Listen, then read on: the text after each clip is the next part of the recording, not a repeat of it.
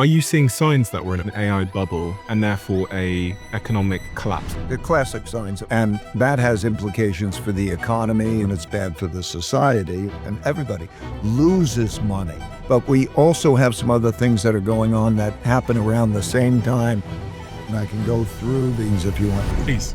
So what I'm saying is clear because I'm a global macro investor. And you were one of the few managers to foresee the great financial crisis. Yes, and so right now we're very excited about AI, and we should be very excited because it's going to be revolutionary changes, but it's creeping into almost everything. The way I look at it is I look at the human body, and I see like it's replacing the body and so on. And then it replaces some aspects of the mind, levels of thinking and reasoning. But at the same time, we have another problem that's existing, geopolitics. I mean, China is a larger trading partner with most countries than the United States is. And that's a changing of the world order. That is one of the ingredients, right? And then also you've got large wealth gaps. The government don't have enough money. And so when you have the downturn, then you have people at each other's throats. So a lot of people, they're thinking about how to sort of secure their future. How do they all prepare? Let me say that history has shown that it's not the most intelligent people that are the most successful. But the key thing to keep in mind is This is super interesting to me. My team give me this report to show me how many of you that watch this show subscribe. And some of you have told us, according to this, that you are unsubscribed from the channel randomly. So favor to ask all of you, please could you check right now if you've hit the subscribe button, if you are a regular viewer of the show and you like what we do here. We're approaching quite a significant landmark on this show in terms of a subscriber number. So if there was one simple free thing that you could do to help us, my team, everyone here, to keep this show free, to keep it improving year over year and week over week, it is just to hit that subscribe button and to double check if you've hit it. Only thing I'll ever ask of you. Do we have a deal? If you do it, I'll tell you what I'll do. I'll make sure every single week, every single month, we fight harder and harder and harder and harder to bring you the guests and conversations that you want to hear. I've stayed true to that promise since the very beginning of the Diversify, and I will not let you down. Please help us. Really appreciate it. Let's get on with the show. Ray, for people that might not know who you are, you founded Bridgewater Associates in a 2-bedroom apartment in 1975, and you grew it to the world's largest hedge fund. What was the total amount of cumulative net gains that you delivered for those investors over that period? I think it was something like 53 billion. We produced about a 12% return with never any significant losses, and it was uncorrelated with other investments. And you were one of the few managers to foresee the great financial crisis, which allowed Bridgewater to post positive returns of 9.5% in 2008, while the S&P 500 plunged by almost 40%. Yeah. Let me start with the thing that I'm most curious about, because I sat here with an investor called Jeremy Grantham, who you might know. Mm-hmm. He told me that we're staring in the face of an AI bubble and therefore a economic collapse potentially. If you look at the data, it would be compatible with history for the peak to be very soon. Everything is in line. This is, I think, the biggest investment bubble in American history. What's your perspective on that? He's right. I don't want to jump to conclusions as much as I want to explain reasonings that lead up to conclusions. I'm at a stage in my life that I want to help people understand cause-effect relationships. What they call a bubble is when the price goes up a lot and companies do very well, and then it collapses. And that has implications for the economy, that has implications for the markets, like 1929 bubble. Okay, or the 2000 bubble, okay, which was the dot-com bubble. Does it impact real people as well? Because you said the economy. It did 1929 bubble bursting impact real people? Yes, the Great Depression followed. Because what happens is there's a new technology that comes along that's revolutionary. The dot-com bubble, which was 2000, all the stuff that we have that's wonderful new technology. People get into that technology. They say, that's miraculous. I can bet on that. I'm sure it's going to be successful. And then they bet on it. And sometimes they borrow money to bet on it, and they lose sight that the price of it matters. So it goes up, and it's everybody's thing, you know? Like right now, we're very excited about AI, and we should be very excited because it's going to be revolutionary changes. And Then at the same time, so I want to buy some of that. And everybody wants to invest in some of that. And what they do is they don't pay attention to the price, and there's a certain mechanics. People will borrow money. Wealth is not the same as money. So you see a lot of people getting wealthy, but you can't spend the wealth.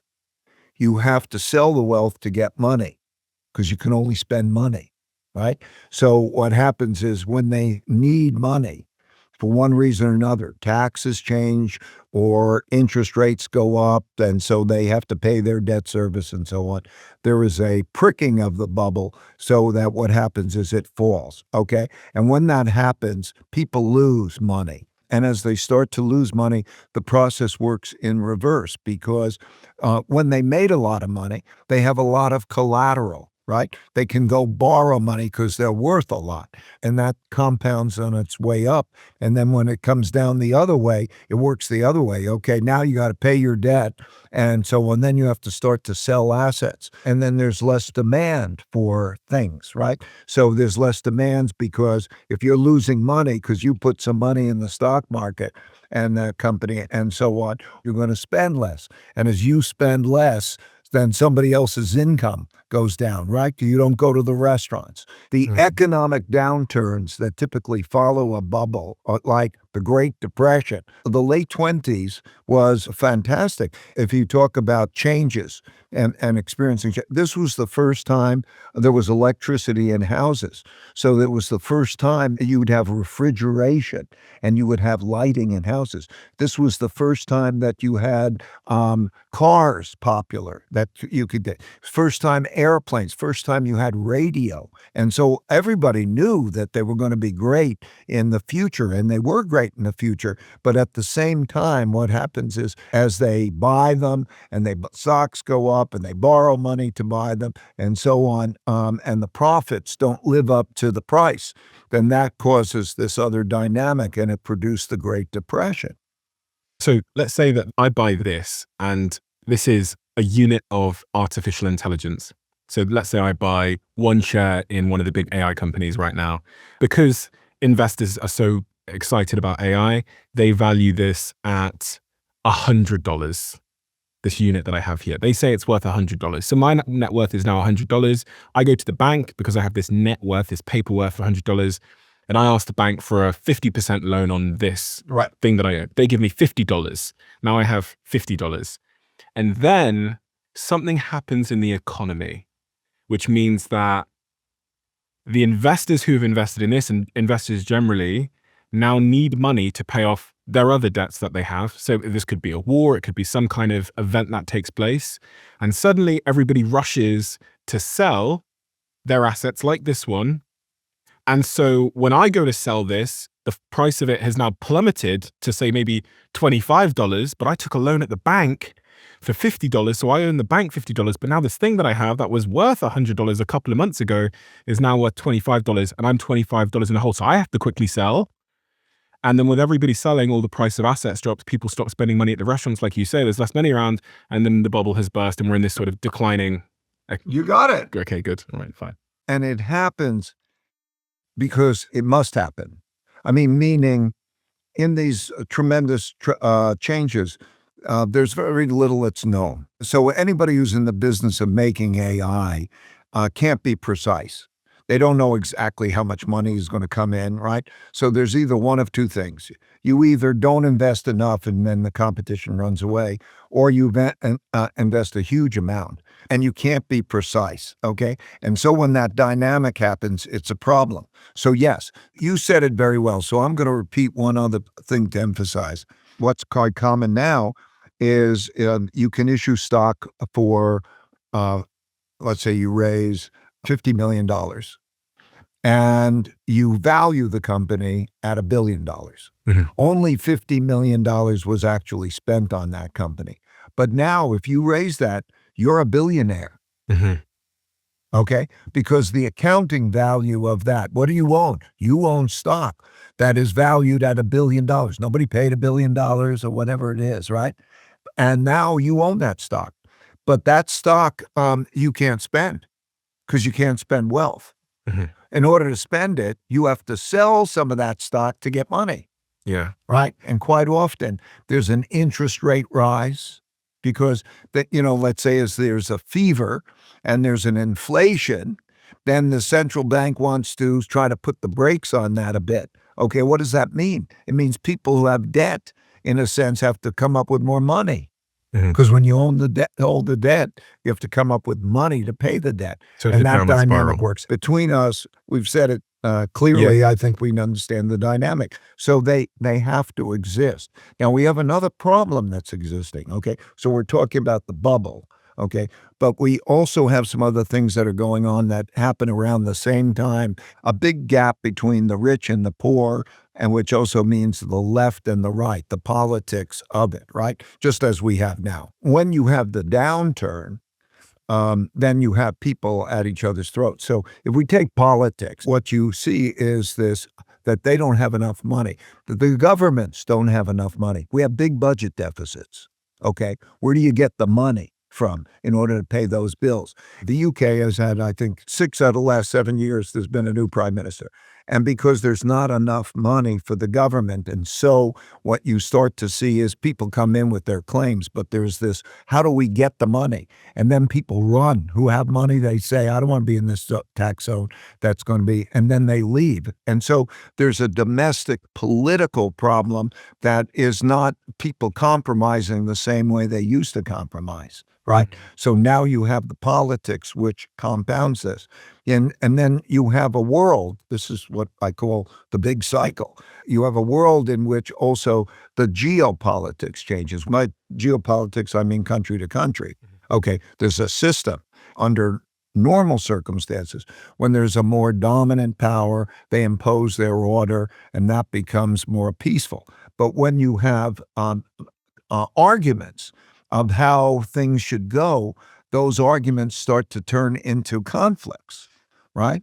And so those things tend to happen together. That's why I refer to that as the big cycle, that dynamic. Now, that is the confluence of the money, the internal conflict politically, and the external conflict, which is what we're going through. And the problem is, I think, that people don't know the cycle. So every day we go to our sources of information and you see this latest news, but they don't connect the dots in understanding that cycle. Closing off on this point of the bubbles, what is it that makes bubbles pop? So if we are in an AI bubble at the moment and it is going to pop at some point, what is they call it a black swan event. There are a few of them. There are bubbles and then the things that prick the bubbles, okay? The things that prick the bubbles, typically in the beginning, something that means that I have to sell some wealth to get money. And that's usually a rise in interest rates. It could be something like wealth taxes, something that means I'm very wealthy, but typically the tightness of money, because during that spot, there's inflation pressures and central banks decide that they want to tighten monetary policy and so on.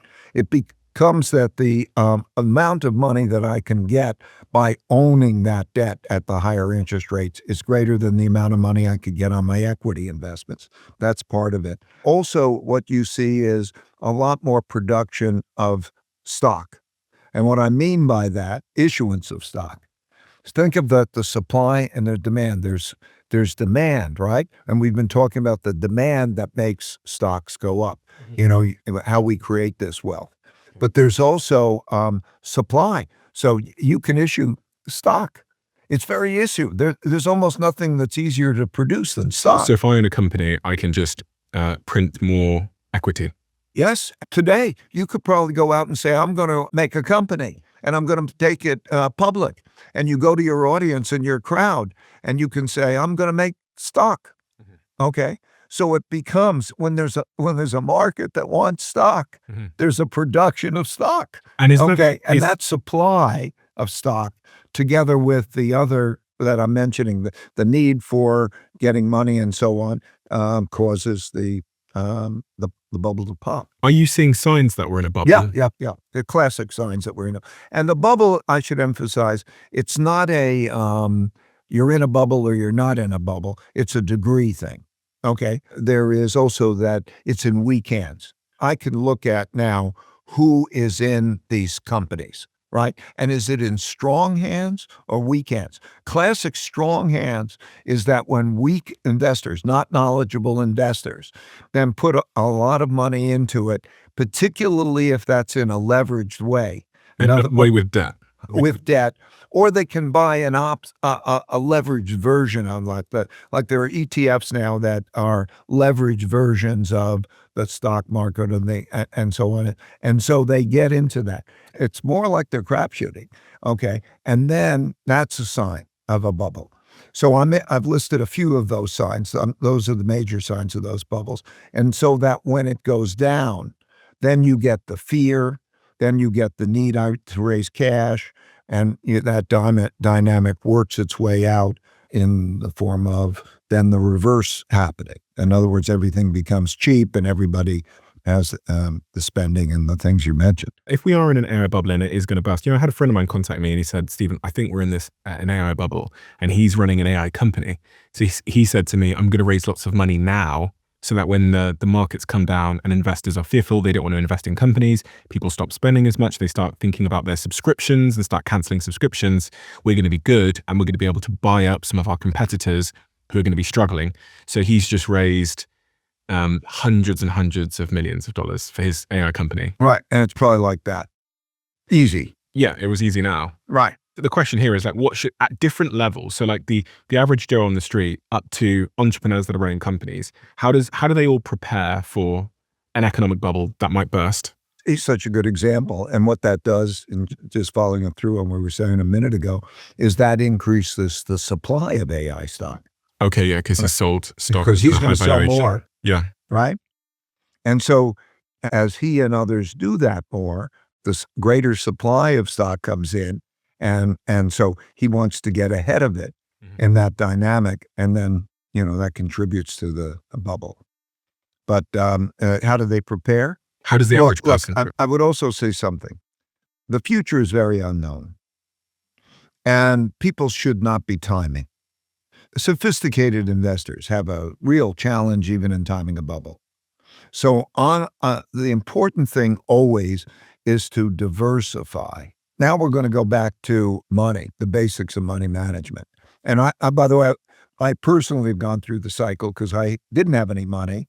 And then I had a lot of money. And I remember the cycle very well. What happens is as you start off, I used to count how many months I would be okay, a certain amount of money, how much I would be okay if no more money came in. If I lost my job or whatever I did, I'd mostly I worked 2 years for somebody, but in other words, if money didn't come in, and it would be months and then years and so on to build that security because I had to take care of my family and so on. And so as we're looking at these things, these are the choices that you have in order to be able to say, do I buy my house or apartment? Do I put my money into cash? And what happens to money is you have to put it into something because they'll pay you interest on it, okay? So that's your cash deposit and so on. And people think that that's the safest. It's not. It's the worst investment over a long period of time because inflation will eat it away. You mean putting it in a bank, just leaving it in a bank? In whatever form, a money market fund, whatever it is that short term, I've deposited and it'll give me an interest rate. Okay. And that's what they think about as cash. Nobody leaves it literally in cash because if it's literally in cash, it doesn't earn interest. So why shouldn't I put it there and get some interest on it? And so that's cash. And people think that that's the safest and has the lowest return, guaranteed almost to have the worst return over the longer period of time. People keep cash because it feels safer. That's right. And I'm saying it's not safer because of inflation. Explain that to me in simple terms. Okay. Well, if I got no interest rate, then what I would do is I'd lose to the inflation rate. And what's the inflation rate? And 3.5% or 4%. It happens to be about where it is now. A year? Yeah, a year. So that I lose $3.5 a year. That's right. If I just leave it in cash. That's right. Okay. Now I'll get an interest rate on it if I put it someplace, and it'll give me maybe an interest rate that's somewhere in that vicinity, similar to that. 3, And- 4, 5, 4%. And then I have to pay taxes on it. Oh, you have to pay taxes on the gain. Okay, fine. Right? Even though you really didn't gain relative to inflation, you still have to pay the taxes on whatever you've earned or something. Anyway, over the long term, it's a lousy return. Because also think about returns also come from productivity. And over a period of time, people learn how to do things better and so on. So then you can invest in, let's call this stocks. Okay, we'll call that the stock market. This is cash, and then you think on the stocks. And then the stocks can go up or down, and then they have this dynamic that we're talking about that creates these big cycles and the busts. And those cycles, when they go down 60, 70%. Okay, that's what a bear market looks like. Woo! What a dive. Okay, this is gold. That's gold. These are bonds, and this is your house, and that's Bitcoin. Okay, so these are the choices. They each change for certain reasons. I'll digress into that in a minute. But what happens is they go like this. When gold goes up, tends to be that the bonds will go down in value, or your house.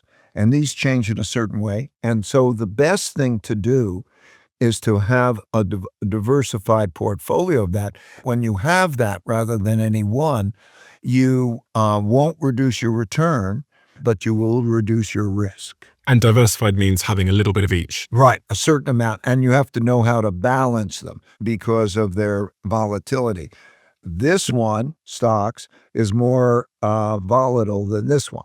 And my own recommendations are, you start, first of all, with what you need.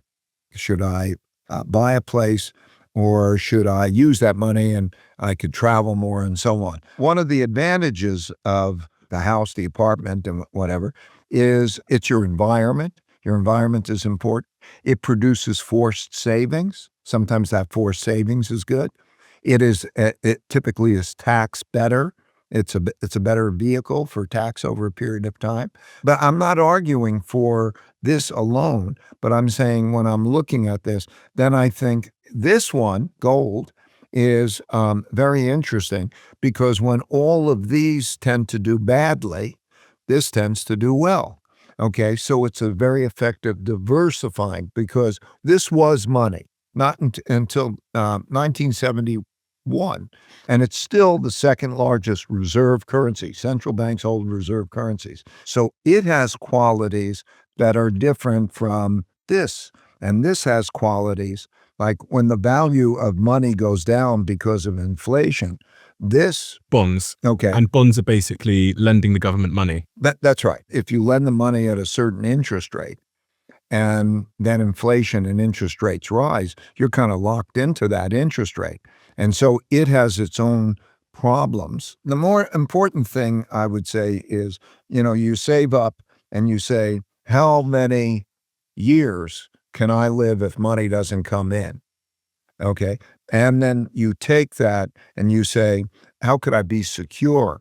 So I don't want to put it into one thing that can go down 70%. So how do I diversify that? That's my main headline. A lot of people in the comments of our last episode, they were asking this, like, how does this apply for someone who doesn't have much money, maybe doesn't have any assets? Say they're 30 years old, they have, I don't know, $100 disposable income, and they're thinking about how to sort of secure their future. What is the advice for someone in that situation? Your only asset is yourself. And I guess what you're going to get from the government. How do you sell yourself at getting a better income? Or how are you getting money from the government? Mm-hmm. You selling yourself is the main thing. This is one of the big problems now with artificial intelligence and other machines replacing people and different types of jobs. It becomes more difficult. It produces that big wealth gap while you're having more productivity. Everybody wants more productivity because it means how do you produce things more efficiently? But that's contributes to the income gap because your productivity equals your income for a large extent. And then you have the political dynamic. It's tough to get yourself out of this position that you mentioned. I'm imagining that person. Okay. It's not easy. There is this giant polarity. If you're in the top 10% of talent, let's say, the world's your oyster. But nowadays, in order to be there, okay, that's difficult. Find something that gives you the ability to sell your time for good money. Is that going to be that you're driving an Uber? Is that going to be that you have the talent and you're going to be able to understand AI and contribute that understanding to a company that values that? Or what is your skill? You found this, okay, and you found the way, okay, but you need money. Okay. And the thing that you want to do, what you're doing, and I'm lucky enough to do, is to make your work and your passion the same thing. And don't forget about the money part. Mhm. Yeah. One of the things that I think I didn't realize earlier in my career is that whatever skills you have will be valued differently in different contexts or industries, should I say. So for example, say that my skill here, and I'm not trying to flatter myself, but say my skill here It's is working. having conversations, right? Let's say that's what it is. Yeah. There's lots of places I could have conversations, and those places would value my ability to have conversations wildly differently per hour. Right? So I often think this and speak to my friends about this when they tell me their skills. I say, let's look at the different industries and how they would value the skills you currently have differently. A good example, again, you could be an Uber driver or you could chauffeur Ray Dalio. Now, I imagine those two things pay wildly differently, but the same skill of driving a car, broadly speaking. I agree with all that. And so I think that's one way to just, the other way is you go ask your current boss for a promotion. But again, they're going to value you in the context of their other employees, the market in that industry, etc. So you might get 10%, but you're not going to see a step change necessarily. So that's something that I always say to people. Absolutely right. And another law of something, and I think it's almost a law of everything. It's a law if you buy almost anything, is those at the top, whatever the thing you're buying, if you're buying a painting, a piece of furniture, a piece of clothing, a person's time or whatever, command premiums that are many multiples of the average. It's almost like if you could invest 10% more of your time, your effort, your skill to go up, okay, you will get twice as much for 10% better, something like that, okay? So that's part of the formula of life and a formula of employment. And so I think if you keep what you brought up and what I'm bringing up in mind, that helps you position yourself and know what to do. There should be a button just down below here. And if it says subscribed, you're already subscribed. If it says subscriber, that means you're not yet. And if you're not subscribed, please could you do us a favor and hit that button? It helps the show more than you know. And according to the algorithm, you're someone that watches our show, but you haven't yet hit that button. Thank you so much. We didn't mention this thing here, actually. So I probably should talk about it because people are talking about it a lot right now, which is Bitcoin. or Bitcoin. Mhm. What's your perspective on Bitcoin? I know the market in Bitcoin is down at the moment. I have about 1% of my portfolio in Bitcoin because there's different kinds of money. And the money that you can't print, that's one kind. This is the other kind of money that you can't print. Gold. Yeah. You cannot crack it with technology. You can hold it. You own it. There's a saying that it's the only financial asset that is not somebody else's liability. Somebody has to give you something for it. It has that. So in my category of wanting, let's say, make sure that I have some hard money, which for most people should be between 5 and 15% of their portfolio, I prefer that. I'm pointing to the gold bars here rather than the Bitcoin. Is it still, in your view, a gold-like asset? Yes, it's a type of money that can't be printed, but there are technologies that can hurt it. In other words, if there's quantum computing and it can be monitored by governments and so on, it could be taxed. And digital currencies are somewhat similar. But you don't like Bitcoin as much as gold because of privacy reasons as well. And when the governments say, I don't want it, they have the power, therefore, to do whatever they want with it. And central banks will not own any significant amount of that because of the reason I said. They want their transactions to be private and in their control. Think about how different it would be for Russia. Okay, they confiscated these kind of other assets. They didn't get these. Gold. Okay, gold.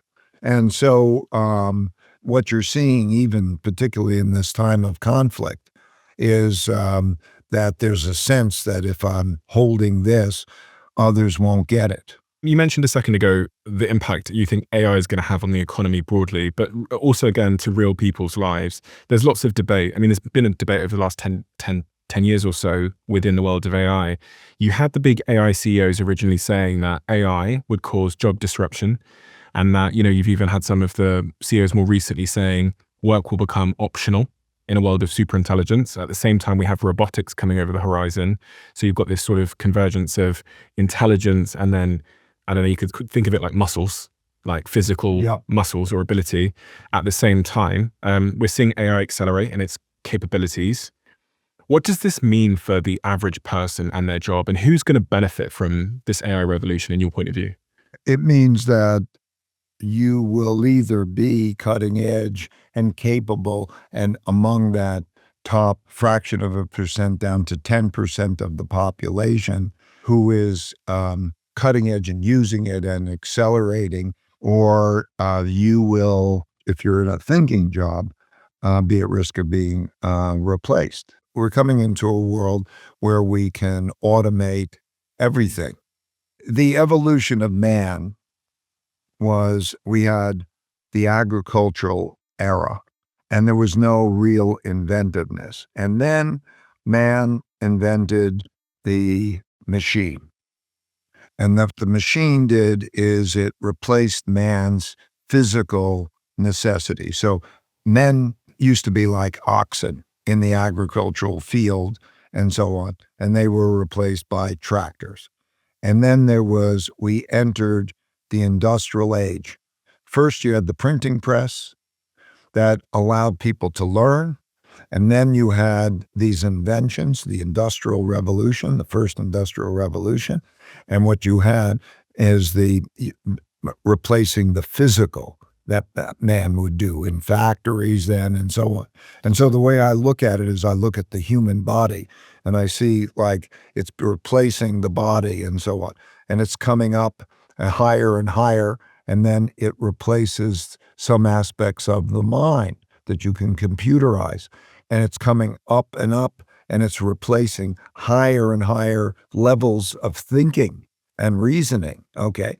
So that path is part of the evolutionary path that is happening, okay? So then you start to say, what do I have to offer? And so in answer to who benefits from it, those who benefit from it are those who are the capitalists with the ideas that replace the workers. And so if you look at, there's revenue for businesses. When you buy something in a store, there's revenue, okay? And if you look at the share that is going to workers, you see that share going down. And if you look at the share that's going to those who own that business, that share is going up. That's, how do they share that revenue in terms of the cost? And you see that that's rising.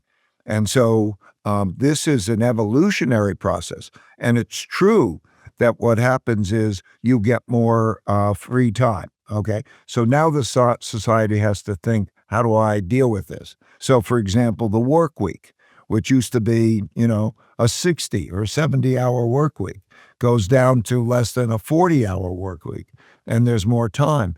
But there needs to be, how do you create a bottom?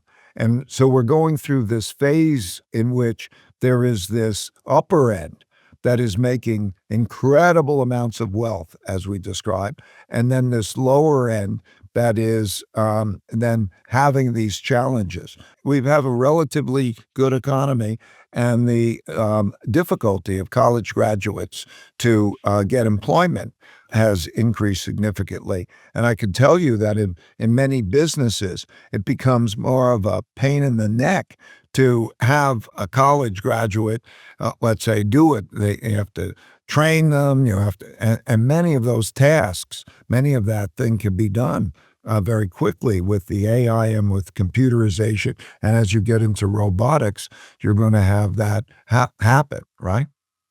The speed of the disruption that we're seeing, because of the amount of capital that's flowing into these AI frontier models like the Anthropics and OpenAI, et cetera, is quite different from anything else, sort of the historical precedences we've seen through the Industrial Revolution, where it took time to build the tractors. There's an element of speed. What happens usually is the bubble bursts, Mhm.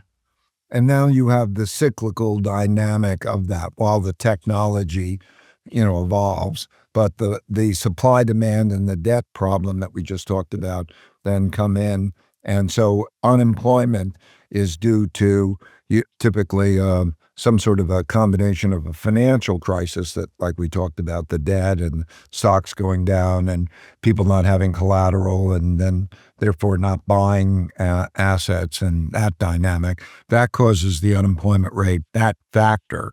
That's the sort of economic reasons. But in terms of the AI agents, robotics being able to replace you, I've sat with Dara from Uber, and Dara said that he imagines in the future, the 9 million riders that they have around the world doing deliveries will be replaced by autonomous vehicles, autonomous robots. Those 9 million drivers' careers that you have will be out of work, conceivably, talking about being honest about the situation. Yeah, I think, again, it goes to physical AI as well, right? So I think 20 years from now, you can imagine that those 9 million will be 20 million AVs maybe. But we have time between now and then, partially because we don't operate in the virtual world, right? We operate in the physical world. You have to get the regulations up. You have to build the cars. You have to build the sensor stacks. The models have to get there. So there is time between now and then, but you can imagine the majority of our trips being fulfilled by robots of some kind. The unemployment rate gets very influenced by the bubble bursting and the economy going down. You see that spike. Mhm. You certainly have the evolutionary change that you're referring to. Okay, so it's Okay. both. In other words, there's this evolutionary thing in which they, like he says, the tractor replaces the laborer, or the assembly line worker as technology is replaced. And that is an evolutionary thing that goes continuously for, many years, and in the way that you're describing. Because you asked about the unemployment rate, I just wanted to emphasize that the unemployment rate is very heavily affected by that bubble bursting. So, okay, you've got two forces at once then. You've got, when the bubble bursts, everybody, as we said, needs cash, so they start cutting their costs. So that's when they start laying people off. Yeah. And they start looking around their company and go, forget growth, we just need to survive. So we're going to lay off that team and that team and that team. And then you see unemployment going up. And then you've got this sort of underlying shift happening at the same time, which is workers are replacing their team members with AI agents or robotics, or in the factories, they're now using robots to do factory work, etc. And that's the sort of current slow march forward. Right. So I have this chart, okay? What this represents, this line, is the evolution of technologies. In other words, we have greater and greater learning and doing things better, and that's the evolution that we're talking about, that also machines replace people or replace their tags over that period of time. Then you have this big cycle, which is typically lasts for about a lifetime on average, about 80 years. We went through that last time, 1945. There are orders. There's a monetary order, there's a domestic political order, there's a geopolitical order, okay? You have the bubble bursting, okay? You have this. This is what we're talking about, that dive. And then when you go through that, you break down these orders. And when they break down, then you would get rid of the debt burden. So you get rid of the monetary system as you're used to it. You may get rid of the domestic order. Many countries' orders, their systems end. I mean, they all end at some point. And so they can break down quite often in a time of great internal conflict. Does the system last? And that happens at that time. And so that's that big breakdown. But still, what you're talking about is, and I agree with you, this keeps going up, okay? Because learning, you don't unlearn what you've learned.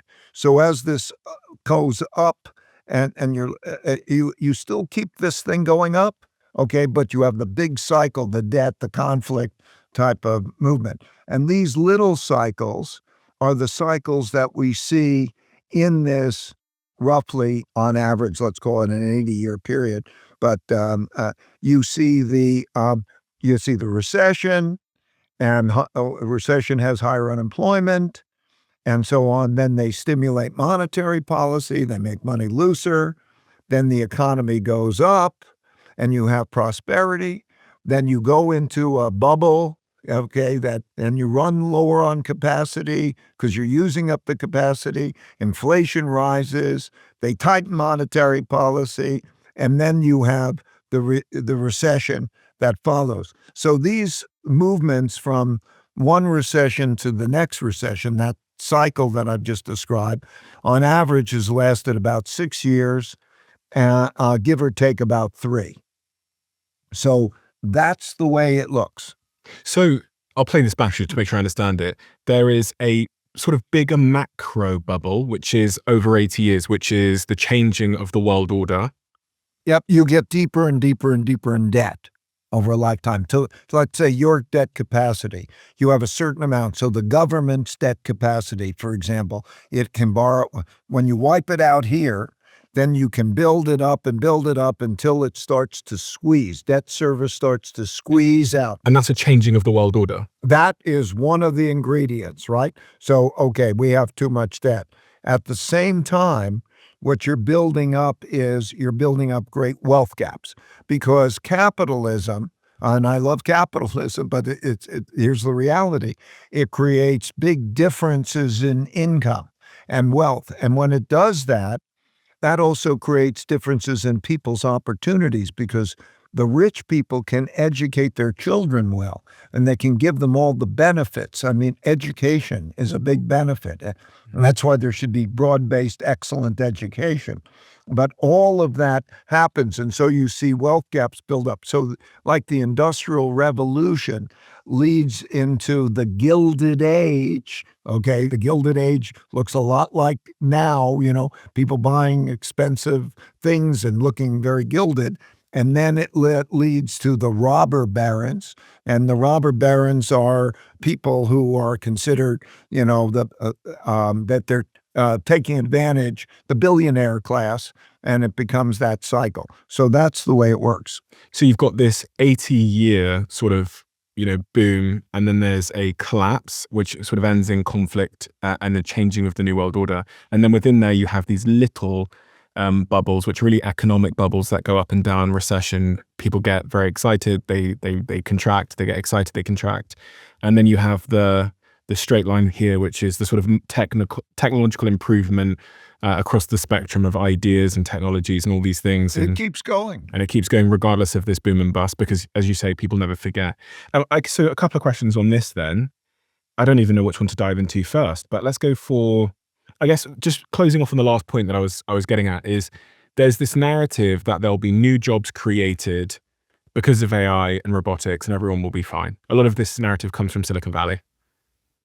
Who is producing the technology that doesn't want to be attacked because they're making a lot of money. They may have an and they're in the Gilded Age. desire to have a certain perspective.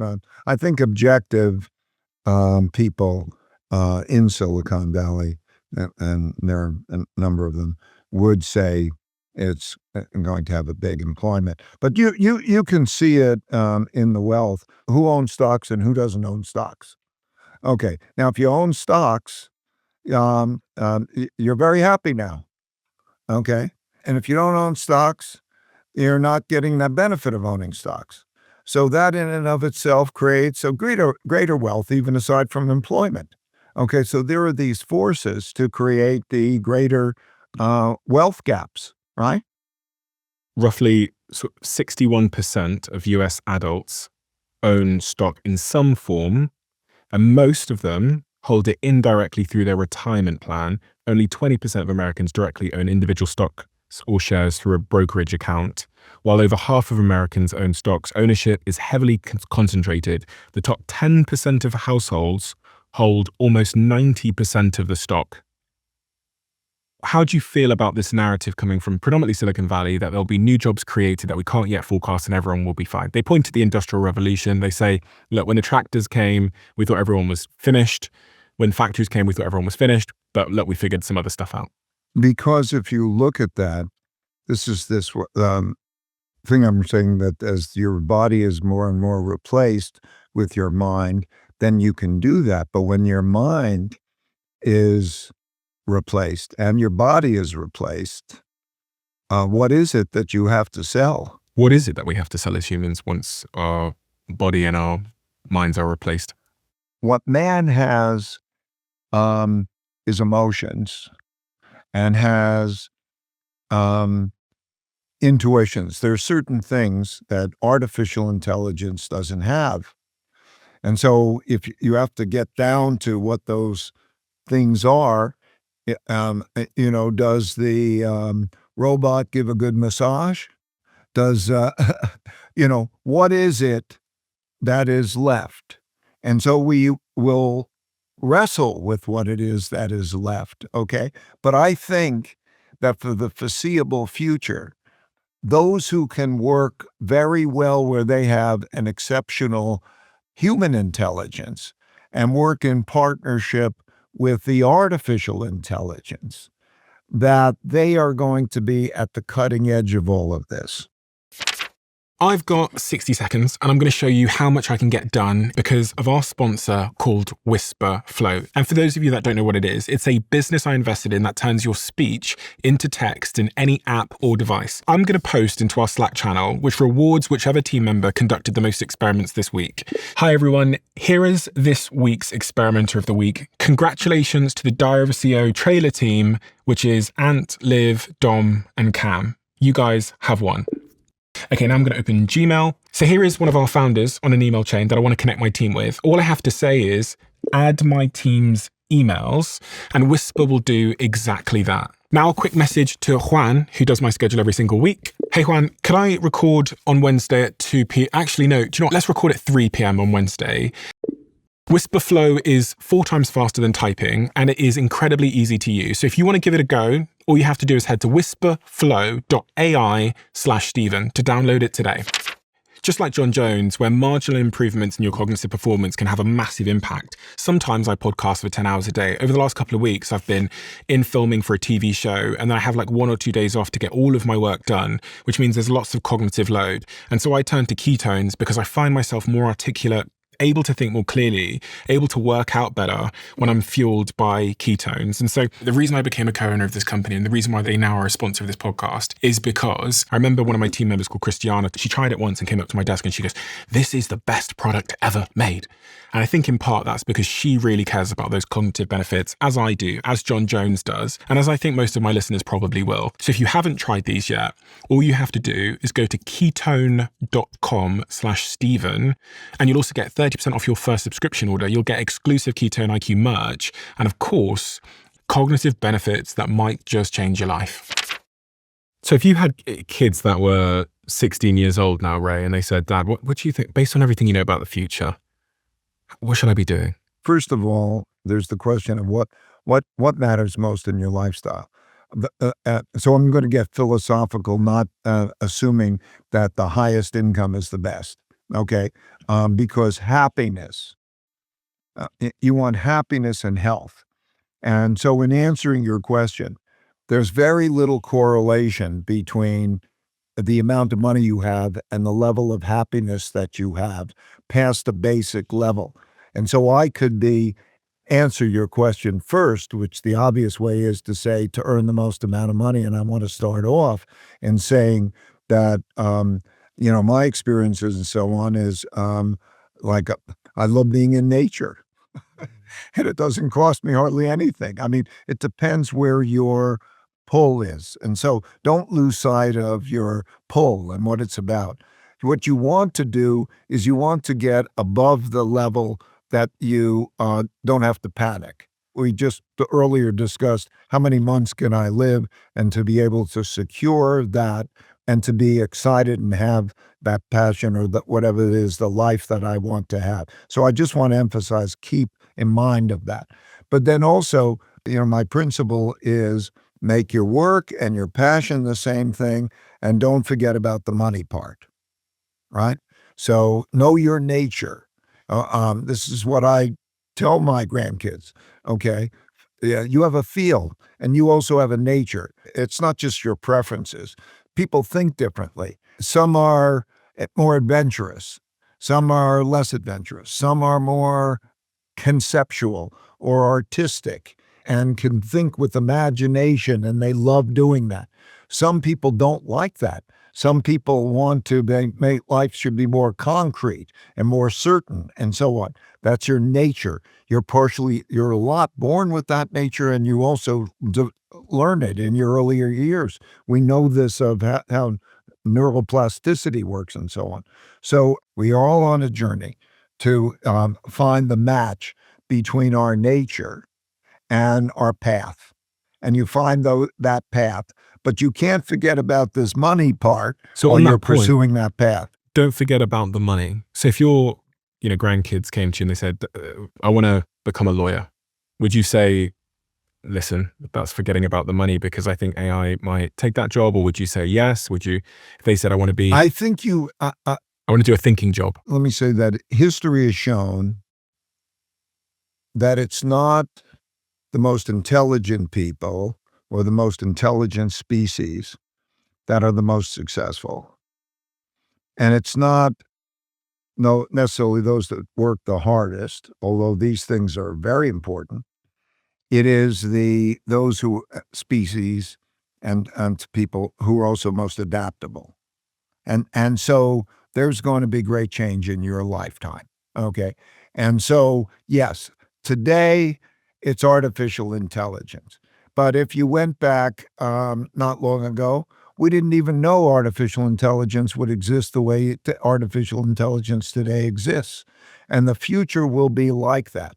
So when you're nailing it down, it used to be make sure that you know how to code. And then Claude Code comes along, and all of those who are coding are worried about their jobs.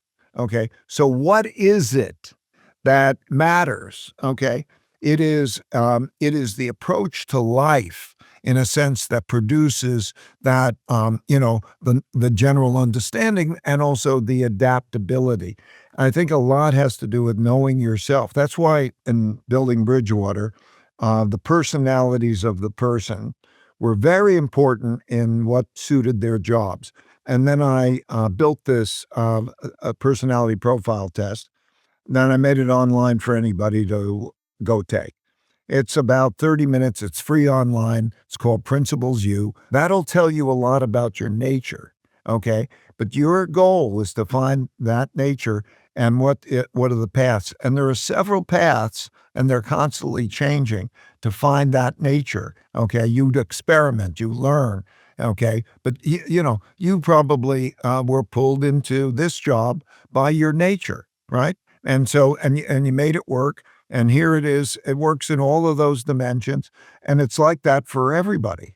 Yeah, it's interesting because you look forward to the future, and I think if I was a young person at this stage and I was trying to set out where to aim my career, I would be more confused now than ever before, especially because they're also contending with this unemployability crisis amongst entry levels. But if you're talking about you'd be confused because you can't anticipate the future, that's right.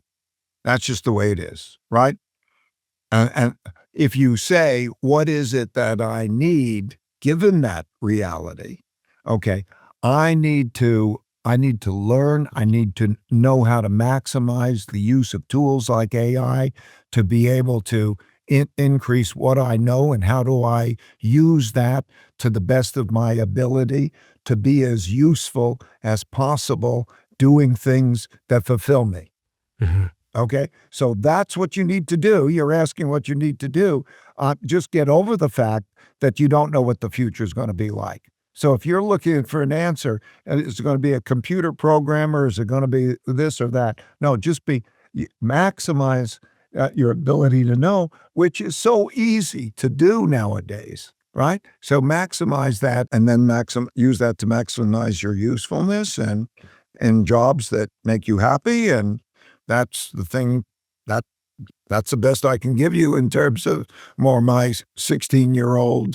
That's the best I can give them, because I don't want to mislead them that it's the thing, that it's the particular job. Okay, that'll mislead them.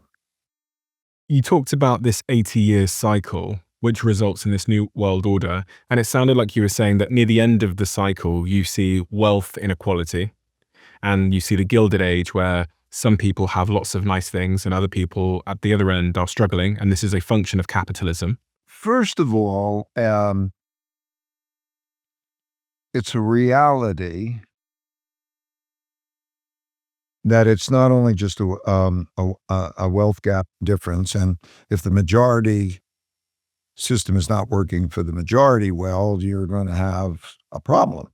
And yes, it is.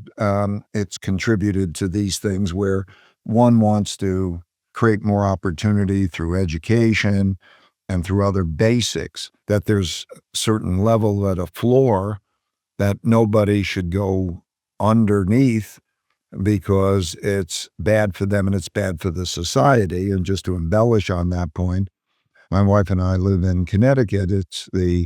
On a per capita income basis, I think it's the second richest state, but 22% of the high school students have either dropped out of high school or are failing with absentee rates of greater than 25%.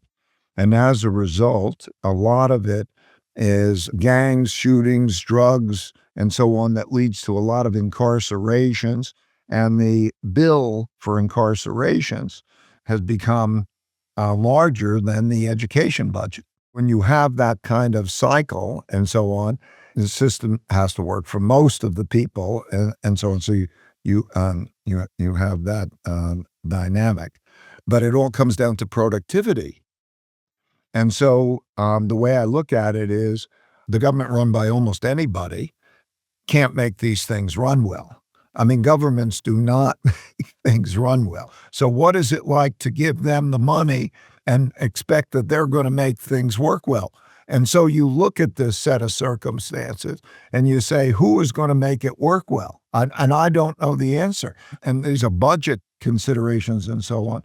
You have to prioritize the things that make it work well. And you know what that is? That is educating people to be productive and civil.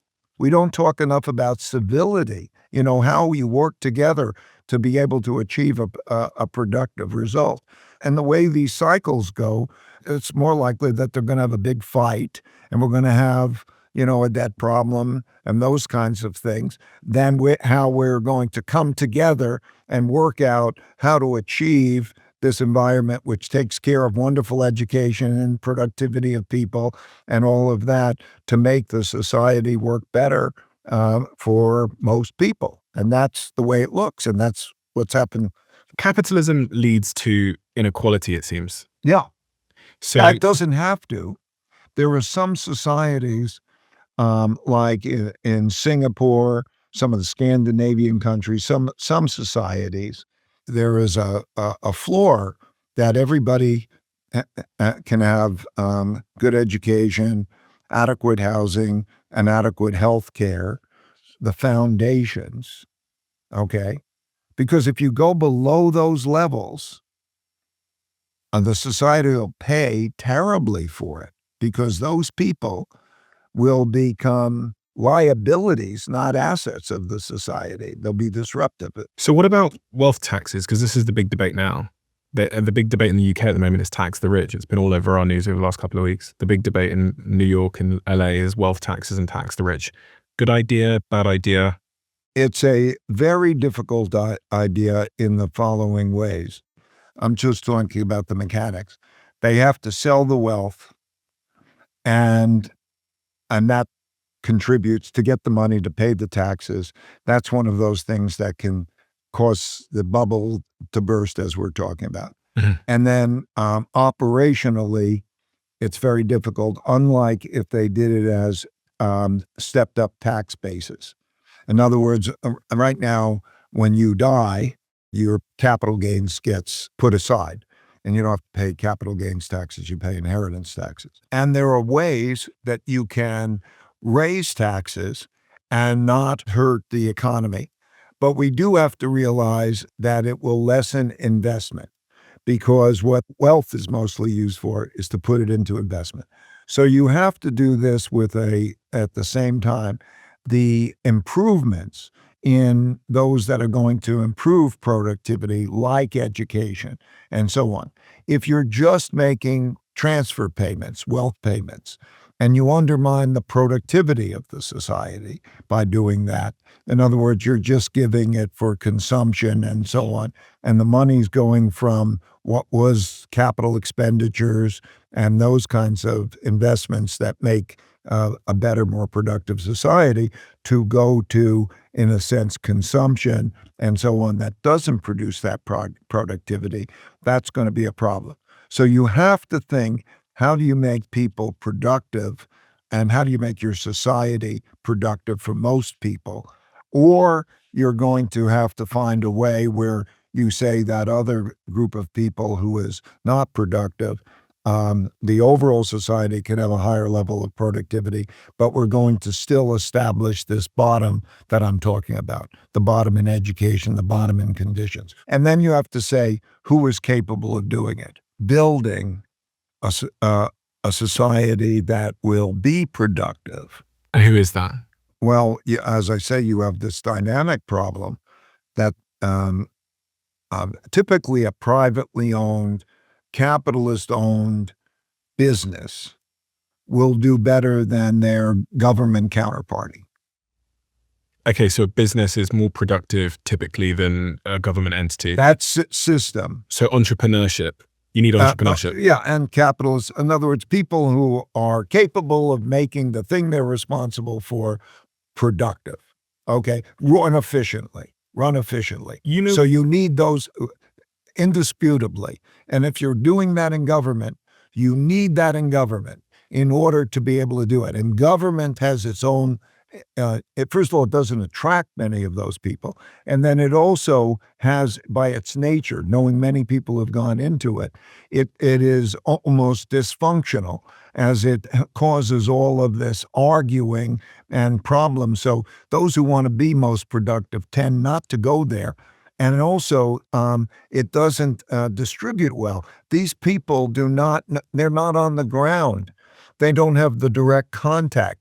They don't know what it's like. And as I'm describing, I see this Politicians. The politician who says, I'm going to, so you still have to come back to the question, who's going to make it run efficiently? This is something that I've made for you. I realize that the Diary of a CEO audience are strivers, whether it's in business or health. We all have big goals that we want to accomplish. And one of the things I've learned is that when you aim at the big goal, it can feel incredibly psychologically uncomfortable, because it's kind of like being stood at the foot of Mount Everest and looking upwards. The way to accomplish your goals is by breaking them down into tiny, small steps. And we call this in our team the 1%. And actually, this philosophy is highly responsible for much of our success here. So what we've done so that you at home can accomplish any big goal that you have is we've made these 1% diaries, and we released these last year and they all sold out. So I asked my team over and over again to bring the diaries back, but also to introduce some new colors and to make some minor tweaks to the diary. So now we have a better range for you. So if you have a big goal in mind and you need a framework and a process and some motivation, then I highly recommend you get one of these diaries before they all sell out once again. And you can get yours at thediary.com. And if you want the link is in the description below. What is the UK currently a cautionary tale of? It's the classic cycle. They have gotten over indebted. underproductive, and they've run out of choices. In other words, there's not enough money, okay? And because there's not enough money to do all the things, then they've gotten this internal political conflict going. And you've had 6 out of the last 7 years, you've had a new prime minister because somebody else comes in and they got their promise, and, and the promise doesn't pan out. And it doesn't take long to be that I don't believe your promise anymore. So you bring the people in and then you throw them out. We just had a new prime minister yesterday. Yeah, I know. It's all part of this cycle. And so what happens is they don't have the financial, and the people move. It's just logical, right? It's just when you're heavily indebted and you're not as productive and you've got large wealth gaps, what are you going to do? It's politics. You're going to say, I can't raise taxes because if I raise taxes, besides having great conflict, people are going to leave. Okay. So I can't cut benefits because those who are receiving whatever those benefits are the ones that are suffering them. And what am I going to do? Cut those benefits? So now, okay. But wait a second, I'm running a big deficit or I don't have enough money. So where does the money come from? How do I get out of not getting more in debt? And then what does that mean for the person who's lending to you? They don't want to lend to you, right? So you're not going to get the money to finance the deficits. It's mechanics. So what is it they have to do to get out of that situation? They're going to have a major restructuring. You're going to have to Go bankrupt. write down. Yeah, well, the way the central banks work now is they do a mixture of printing money, which produces inflation, and then restructuring the debt in some way, like maybe changing the maturity. And in these cycles, quite often they put in capital controls because they think people are leaving, so they don't want them to leave and take their money with them. So they put in capital controls that says you can't leave with your money, okay, and they'll have exit taxes. And that's the type of thing that happens until, there's a period of great turbulence. Then you, through a combination of restructuring the debt means like quite often you lengthen the maturity of the debt. Okay. I think what's needed is a strong middle. What does that mean? Right now, there's a left and right, and they're extreme. And as long as they're at war with each other, that's going to make things worse. Yeah. If you can find that middle course so that those at most extreme are more alienated than those who say, we're going to have to figure this out together. And then what I would do, that leadership, that core, I would have something like a bipartisan commission in which smart people, meaning who understand how economics and these things work, of both parties work together to come up with a small and difficult plan. In other words, you're going to have to make difficult changes in order to make that work well. But if you can achieve that, like sometimes in history, great leaders of opposing sides have been able to come up with a plan. I mean, that's how the Constitution was made. You come up with a plan for operating that way, and then you impose those difficult changes. And then when I say this, I say that that's very difficult and very long shot. But unless you have bipartisan support, unless you do it in a way where the pain is shared, and there's a sense that there is we're doing the right thing, as well as not a sense, just a reality of doing the right thing to make most people productive, that is the best path forward. If you were a young entrepreneur, 21 years old, would you build a company in the UK now if you had a choice? And if not, why not? And if so, why? I would exist without and try to exist without borders. What does that mean practically? In other words, put aside all of these things that we're talking about to a large extent and say, where are the places in the world that have the vibrancy, that have the capital, that have the elements that are needed. There are bright spots in the world, and I'd want to be around the most intelligence, doing the most cutting edge, terrific things, and be global. In other words, don't be just stuck in a provincial place. Go to these places that are what I might call almost Renaissance states, that are good things are happening, and these qualities exist, that not only good education, the civility, the vibrancy, be in those places, but be able, not just in one. There's a Chinese, not a Chinese, Hong Kong expression, I think, that a smart rabbit has 3 holes. And what it means is, like, if the one place that you go to, it may not be the place that remains the best place. There are riskier places. The riskier places are those that don't have the elements I mentioned, the education, the civility, the productivity, all of those things. So would one of those places for you be the United Kingdom? Because me and my friends talk about this sometimes. I've invested in lots of companies there, and the founders come to me and ask me these kinds of questions, which is based on everything that's going on with this turmoil and the big cycle. What's going to happen if I continue to build my company here in the United Kingdom? I think that I think the United Kingdom, as it goes through these difficulties, is as a whole a more difficult place.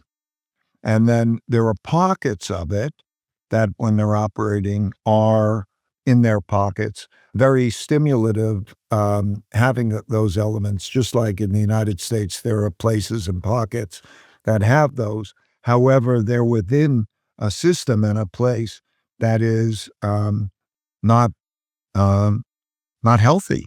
The real dominant narrative we're seeing, as I said this week, is that because there's this problem, you said there's not enough money, the most popular narrative, which I think is supported by about 70% of people, is that people over 10 million net worth, this is something proposed by one of my former guests, Gary Stevenson, who did a documentary last week, should have a 2% wealth tax. My preferred way is to stop people from hoarding enormous amounts of wealth for enormous amounts of time. That's basically my preferred method. There's also the wealth tax method. There's also capital gains as a method. There's a lot of different ways here. But you have to deal with the problem of, if you do not tax very wealthy individuals and very wealthy families, their share of the pie will obviously grow over time, and they are, as we are watching, squeezing out ordinary families. And this is it would raise, I think they said $20 billion or something like that, but it would raise some money. So the big debate in the country at the moment is, one way to raise money would be this wealth tax. Proponents of that, or I should say, people that are against that, say people will leave. If you took all of the money of people in the top, not, in other words, taxed at 100%, you're not going to come up with enough money, because it's such a small percentage of the population. But in addition, yes, the people will leave. Then you change the laws so that you make them retroactive. In other words, you say the law means you're going to be taxed as of a past date, so that if you leave, we're going to get your money. Or then you put in capital controls. All of this has happened before. Wealth taxes would be new. Wealth taxes are administratively difficult, because how do you value all this wealth that is not easily valued in such things? But yes, what you've just said is well recognized. You mentioned earlier that this big cycle takes place. This one here on the front of your book, The Changing World Order, happens roughly every 80 years. Yes, it's like health. What I mean is, it varies. On average, let's say, what is the life expectancy of a person? But life expectancies, or how long people live, vary. I wouldn't emphasize too much the amount of time exactly, as much as I would look at your condition. Where are we in this at the moment, in terms of the symptoms or markers of the next big collapse? We're over in this vicinity over here. we're on the, when we say that the U.S., the U.K., number of other countries are later in that cycle when there's the loss of the things that we've been talking about, over-indebtedness, more over-indebtedness, the loss of power. So we're in the collapse period of the decline. Yeah, the decline. I'll call that the decline. And you've studied this for how long? In terms of 500 years, the cycles for 500 years, and in a number of countries. It's in that book. These are objective measures. This is not subjectivity. You can measure these things. You can measure the level of indebtedness. You can measure the education levels and the competitiveness. You can measure all these things in clearly measurable numbers that show the health, just like a physical exam. when there's a new world order because of this decline, through history over the last 500 years, has there ever been two superpowers that emerge as the dominant superpowers? Or is it just tends to be one? In the past, prior to World War I, there was no World War I happened, and then World War II happened because the world came together and there was one world, essentially. Before that, there were regions and they would have the different powers, and you could have a powerful China or India could be very powerful at the same time as the UK or the Dutch and whatever would be powerful, and they weren't in that one world. And the basic issue is when you have one world and you have disagreements, you're always going to have disagreements. How do you resolve those disagreements? War. Okay. Maybe it's not physical war, maybe it's whatever it is, but there's a disagreement. Where does the border lie? Where does this, okay. The rules-based order is a theoretical conception of the United States coming out of World War II, because there's the idea of how do you govern, and you have representatives and you have them in the United Nations and so on.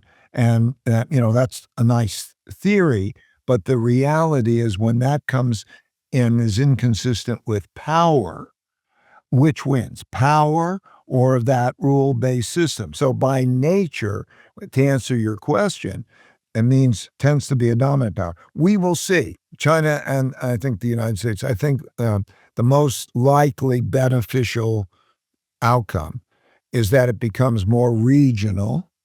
Okay. China has no desire to occupy, control other countries for various cultural reasons and things that I can go into.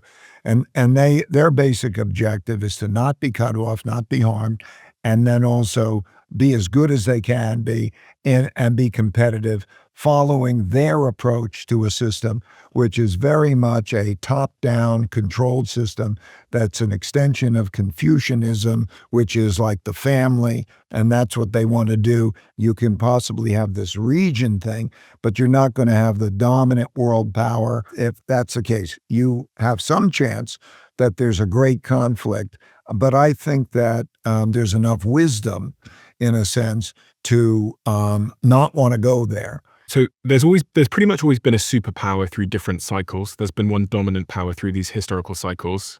You're saying that you believe in the next decline, there won't be one dominant power, which has been the US for the last 80 odd years. There will be two, because you can't foresee there being a conflict at the scale that would result in one dominant power.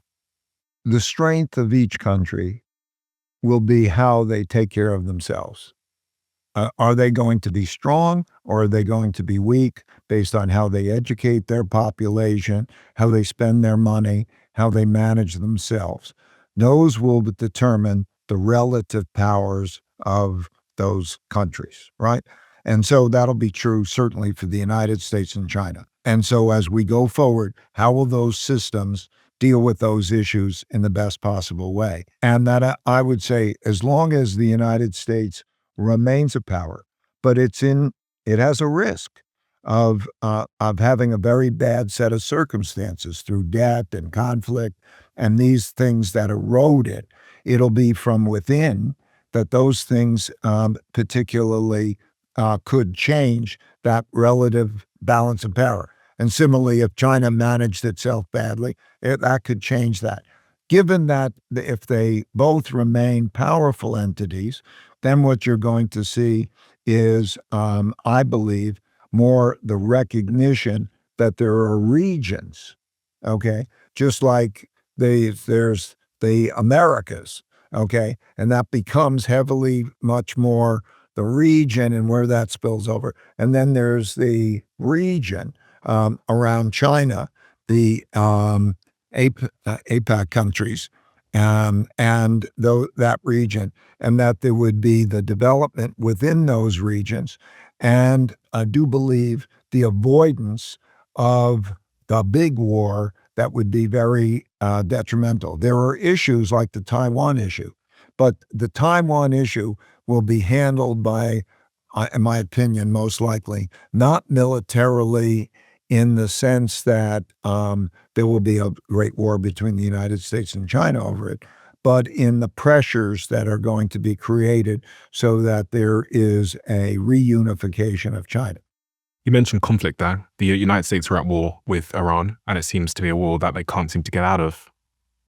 This is going to have an impact, presumably, on lots of things you've described here, but also the feelings of people at home. As you know, we face the prospect of the United States sending troops on the ground into Iran because the Strait of Hormuz is going to become this choke point to global energy, and they're going to, and what does Trump do about that? He can't. It's like Vietnam. He can't leave, or else he is going to look bad. If he stays, he looks bad. Midterms coming up. What's your thoughts on this war in Iran? Do you think it was a bad idea? Do you think it was a good idea? Do you think does it play a role in all of this stuff here? The U.S. police. This war in Iran, I think here's what's happening internationally. I get to speak to world leaders and so on, and particularly in Asia. There's a recognition that the United States doesn't want to fight a war. So the litmus test is, who controls the Strait of Hormuz? And that the United States, because the population in the United States is worried about gas prices and losing people, and they want it to be all over fast, that you can't fight a war that way. And so what you have is the United States will not show up in Asia. What does that mean, show up in Asia?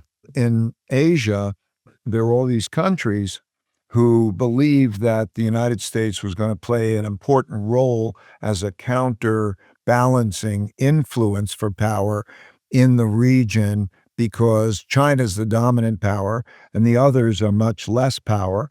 And so the United States being in there was going to balance those power. And because they have a military presence, the idea of having bases in their countries was believed to be that will help that happen.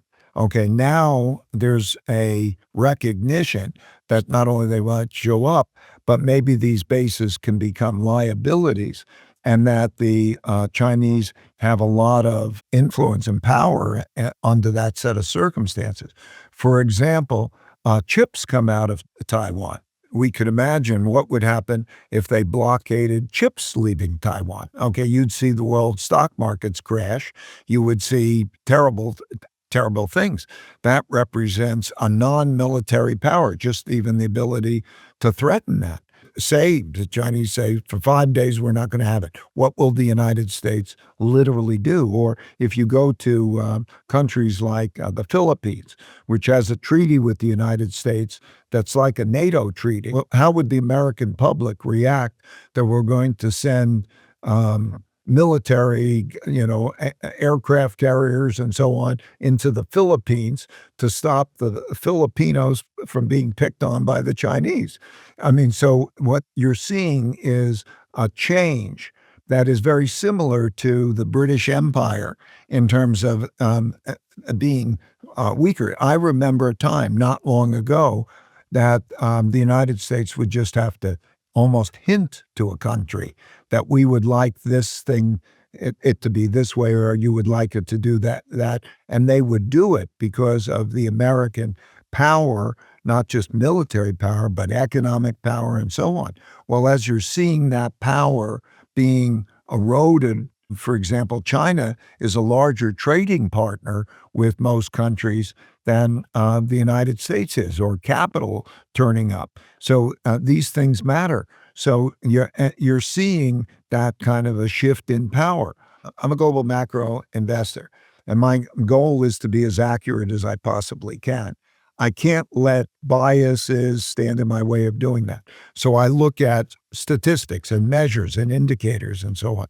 So what I'm saying is clear. It is, it's apparent. It's mechanics. So what does that mean for the Iran situation then? Does it mean that it... Well, it means that it's a very, very difficult situation. What is all through history, and the Chinese know this very well because their way of having a war is conveyed in the art of war and also the tribute system, as they call it. You cannot easily go in and control a country for a long period of time occupying. There are, 90 million Iranians, and they will be there no matter what happens. Now the question is, do you have what it takes to take control of the Strait of Hormuz, by way of example, and allow, in other words, do you allow that to be in the hands of the Iranians, or do you not? And are you willing to pay the price to be able to put yourself in the position, which means take a lot of pain and then enforce that for the, forever and ever future? Because it's not just take control today. It means, okay, how is that going to go on? And what does that mean in these other locations? Does the United States, they're going to do the same thing with the Chinese in Asia? They're going to do the same thing all around? Probably. Okay. So what does that mean? Okay. A change in the world order. It sounds like a big mistake. Oh, yeah. It was a big mistake. And also what it did is it shone a light on the vulnerability. Before it wasn't apparent. Vulnerability of? The United States in being able to enforce. When there's always the threat, we'll come in there, the strait is open, we're not dealing with this, and there's always the threat that the United States will remain control. And that would be true in Asia and other places. Now a light bulb goes off.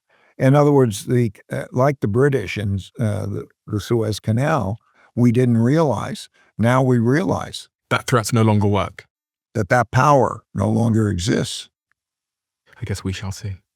Ray, thank you so much for committing this season of your life to being more of a public educator, because your books here that have been read by millions and millions of people, and the videos that you've produced that have been watched by tens and tens, hundreds of millions of people, have been so formative for so many of us, understanding the world in simplified ways. And what I love about the work that you do is you explain the world through principles versus tactics and strategies, which are a little bit more ephemeral than understanding the underlying principles. And I think it does two things. It helps us understand the world in ways that allow us to see past the current short-term moment that we're in, but it also helps us think generally from a more macro perspective about how all these things connect together. And I think that's broadly applicable. The idea of principled thinking is broadly applicable to all areas of life, whether it's your relationships or your business or your health or whatever it might be. You've really written the definitive books on this subject matter. I've got all of them here. Principles is the first one that I ever read, but then I watched all of your videos on your YouTube channel, which explain it in animated ways. Those are absolutely stunning videos. They're unbelievably stunning videos. And it's funny because, I've watched a lot of YouTube videos in my life, but there's some that I have just never forgotten.